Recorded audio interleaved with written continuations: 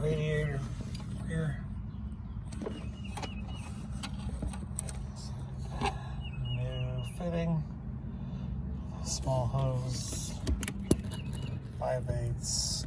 Simple coupler. To connect back to that hose. I'm probably gonna do the other one too, just cause.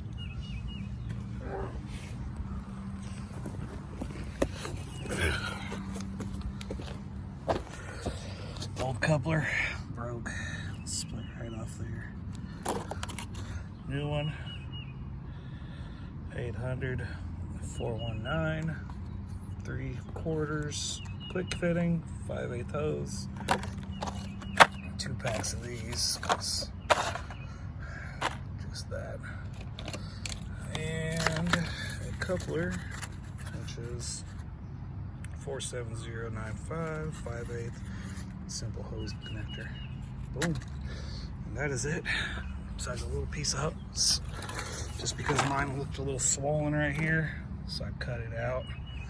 Put a new one. Simple 5/8 hose. Boom.